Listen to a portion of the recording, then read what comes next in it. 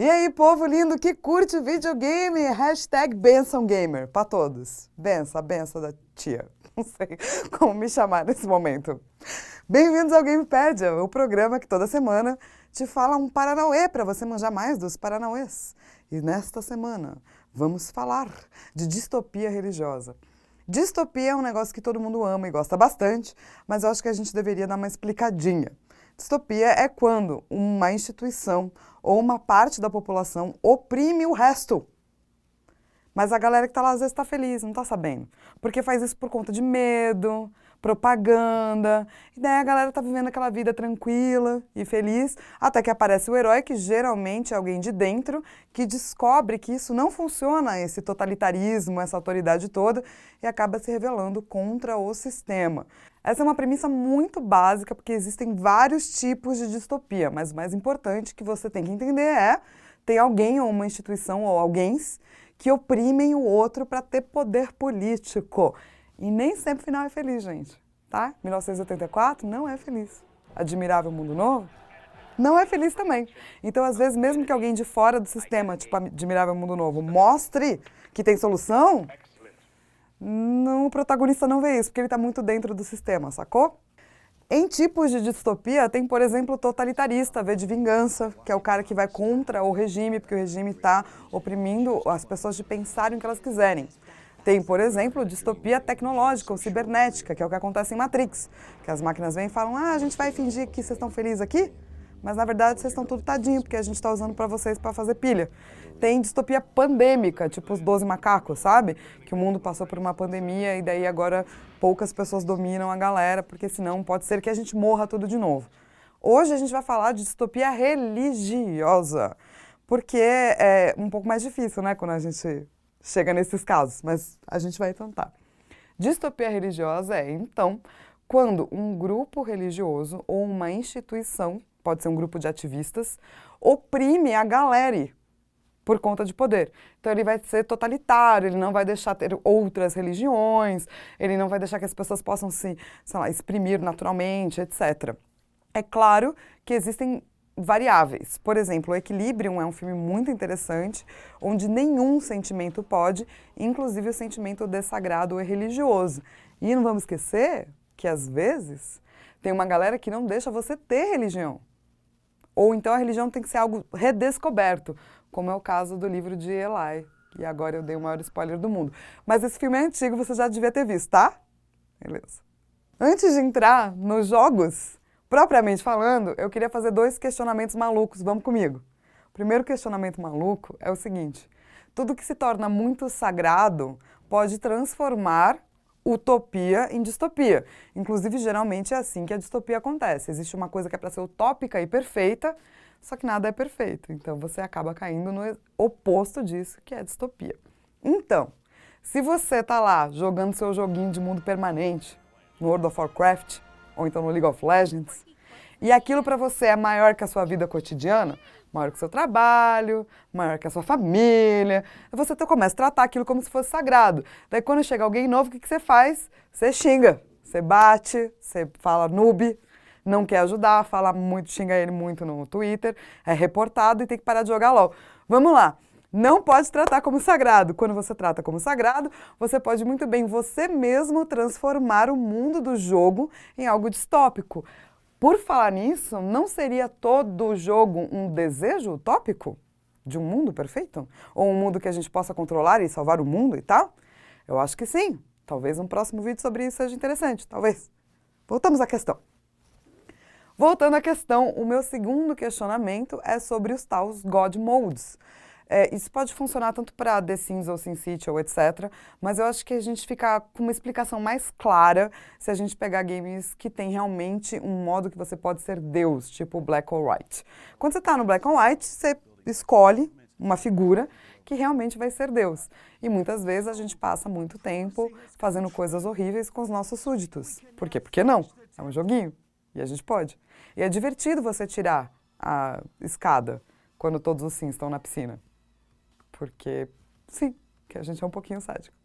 Então, todo jogo de God Mode permite também que você crie aí a sua própria distopia religiosa, onde você é o opressor central, incrível e maravilhoso. É claro que nos jogos, quando a gente fala de narrativa de jogo, não necessariamente existem games onde você é o opressor maldito. Claro que existem jogos onde você é o do mal, mas não necessariamente o opressor de uma distopia. Pelo contrário, é a distopia ou alguém de dentro do poder que vai acabar te enganando. Então vamos para eles, os joguinhos. Existem 1 milhão de igrejas corruptas em videogame. Por exemplo, Resident Evil 4 é uma igreja que vai soltar o parasita loucão, que as pessoas vão ficar do mal. No Dragon Quest VIII, tem a Igreja da Deusa, que a galera fica cobrando grana. Tem umas pessoas mesmo, alguns padres de dentro da religião que não concordam com isso, mas na maior parte do tempo, sim, tem uma galera que está sendo oprimida. E essa é uma diferença importante. Existe uma diferença entre você ter um jogo que tem uma seita bizarra e que faz coisas do mal, ou você ter um grupo ou uma instituição que oprime os outros para tentar ter poder político e por isso acaba sendo totalitarista, sacou? Então assim, seita bizarra, tipo Silent Hill. O mundo inteiro lá é uma seita bizarra. Geralmente todas as pessoas que estão em Silent Hill fazem parte de uma seita bizarra, mas eles não necessariamente estão oprimindo ninguém. Não tem outra população que eles estão oprimindo, então não cabe. Para ser distópico tem que ter o totalitarismo e tem que ter essa autoridade, sacou? Beleza. Um dos exemplos, que com certeza você sabe, porque é um dos mais importantes, é Columbia, a cidade de BioShock Infinite. Quando você chega em BioShock Infinite, para você poder estar na Cidade dos Céus, inclusive você tem que ser batizado. E é para ser, tipo, o paraíso utópico dos norte-americanos, os brancos, é claro, né? Porque existe toda uma questão de racismo. Mas como é que eles fazem para deixar com que essas pessoas sejam controladas? Existe uma ilusão de felicidade, então muita gente está participando e está lá feliz, e existe, obviamente, a opressão de vários tipos de pessoas, inclusive esse problema com o racismo. A igreja em BioShock Infinite tem esse papel principal. Ela passa uma imagem que, na verdade, é uma propaganda. Na verdade, serve para tipo, a gente está fazendo tudo isso aqui, mas na verdade é porque a gente é super legal. Só que não, é criminoso e é do mal. Entendeu? Totalitarista. Não pode. É feio. Father Con Scott, inclusive, eu não quero dar spoilers, mas vamos lá. Father Con Scott, inclusive, tenta controlar tanta coisa que até ele mesmo ele não consegue. Em Breath of Fire 2, que é um joguinho antigo que eu amo muito de paixão, tinha uma religião chamada Dragon God e ela acaba sendo substituída pela igreja da Saint Eva, que parece a priori uma coisa super fofa, muito bacana. Inclusive o protagonista, o pai dele é engolido por um demônio e ele é criado na igreja por um padre. Então, quando ele cresce, ele começa a fazer vários serviços para a igreja.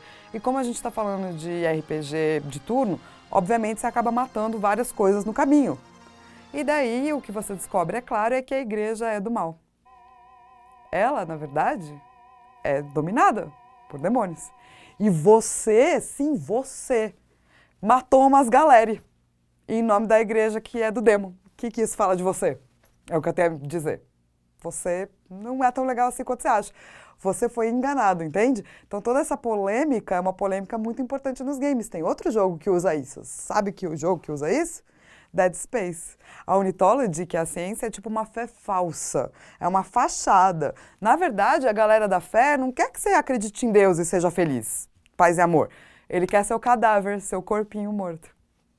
Essa coisa de dualidade, então, você ter uma fé que na verdade tem demônios por trás, é uma coisa que o videogame ama de paixão.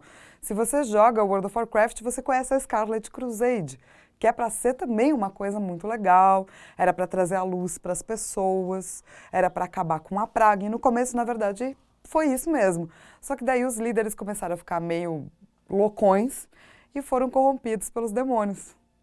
E daí depois, quem enfrenta Balzanar e Mal'Ganis para mostrar que dá para vencer os demônios? O jogador, é claro, porque ele ainda não foi corrompido. Mas talvez uma hora chegue realmente a Burning Legion, né, a Legião Ardente, e até você se torne parte dessa distopia religiosa. Já em Dragon Age tem o Chandra e o Elfandraste. E uma das coisas interessantes é que você decide em que lado você pode ficar, e você pode ficar do lado da igreja. Mas se você fez isso, eu acho que você é uma pessoa do mal. Só queria colocar isso assim na mesa, assim, às claras. o Chantry of Andraste, o que ele faz? Ele oprime a galera de várias maneiras. Primeiro, ele oprime os magos, porque ele fala, cara, mago pode fazer magia de sangue não é uma coisa bonita. O que a gente faz? Controla esses caras. E o pior foi o que eles fizeram com os elfos. Eles falaram, elfos, ajuda a gente aqui. Os elfos falaram, ah, claro, vai ser super legal. Daí depois que eles já tiveram toda a ajuda necessária, eles simplesmente tiraram todos os poderes dos elfos, falaram que eles eram hereges, deixa eles pra lá, e acabaram colocando eles num cantinho. Eles tiveram que morar na floresta ou nas periferias, né? São os personagens pobres de Dragon Age. E quem faz isso é uma igreja. E se você acha que não é suficiente, que a igreja ainda pode ser legal, ela mesma usa cavaleiros templários. E como é que ela faz para controlar os seus cavaleiros? Bom, ela dá para eles uma substância que é extremamente viciante, os caras ficam meio psicopata, e por conta disso eles acabam lá fazendo tudo que ela manda. E isso sim é o totalitarismo bem feito, entendeu? De todos os jeitos, para todo, tem para todo. Tem o totalitarismo que é legal, que é via prazer, que é essa coisa, ah, pega essa substância aqui que você vai curtir, que é uma coisa meio admirável, mundo novo. Tem o totalitarismo poder político, vocês não merecem, que é mais ou menos o que se faz com 1984 e outras coisas, e tem também o poder de, sabe o que é? Vai ser melhor para você assim?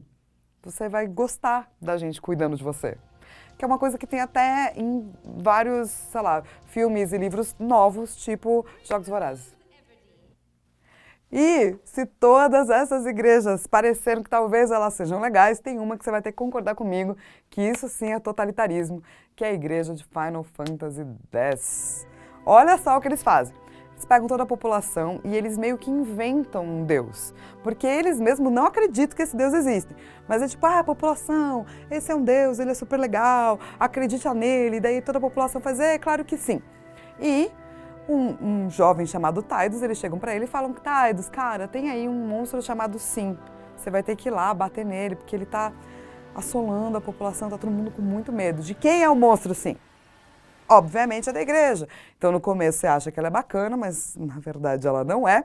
E esse sim tem um papel muito importante. Ele não deixa que as pessoas avancem tecnologicamente, em que então abram a mente e possam se livrar das garras dessa opressão. Esse é o papel dele. Na verdade, o que a igreja quer? Eu vou te contar, só que entendeu? Ela quer usar as pessoas como gasolina, tá? Meio Matrix, assim. Então ela usa pessoas para poder fazer os summons, que são as invocações de Final Fantasy. Não parece muito legal. E aí tem pra tudo. Tem medo, tem totalitarismo, mas a galera de Spira, a cidade, está muito feliz achando que vive numa utopia. E é exatamente o protagonista que vai mostrar que não e vai mostrar que tem uma solução, às vezes. Tem alguns estudos acadêmicos que vão dizer que a igreja de Final Fantasy X pode servir como um tipo de metáfora para o cristianismo, de como quando o cristianismo surgiu, ele acabou englobando várias religiões para se tornar, né, uma religião mais imponente, com mais poder, mas obviamente oprimindo os povos que tinham essas outras religiões via coisas tipo a Inquisição, que a gente já falou aqui no vídeo sobre bruxaria. Vamos lá, dicas da semana. Dicas da semana. Eu acho muito importante você ler 1984 e Admirável Mundo Novo. Tem, inclusive, filme de ambos. Provavelmente você conhece 1984, então eu vou deixar minha dica de Admirável Mundo Novo, porque eu e Marcos Oliveira, Marcola, aqui da redação, estávamos conversando antes desse vídeo, e a gente chegou sim à conclusão que o mundo está caminhando muito mais para o mundo do Admirável Mundo Novo do que para o mundo do 1984, então fica ligado. Outra coisa que eu acho muito importante você ver é a decadência de uma espécie que sim tem uma faceta de distopia religiosa, que é um filme ou um livro, né, /livro, onde as mulheres não podem mais dar à luz e as poucas que podem são controladas. Muito interessante também. E eu queria deixar aqui meu beijo para Ana Terra, que foi a pessoa que pediu esse vídeo sobre distopia religiosa. Se você quiser um tema só para você, não tem problema, me manda e-mail no higiene@higiene.com, que eu faço um Gamepédia todinho para ti. Um beijo!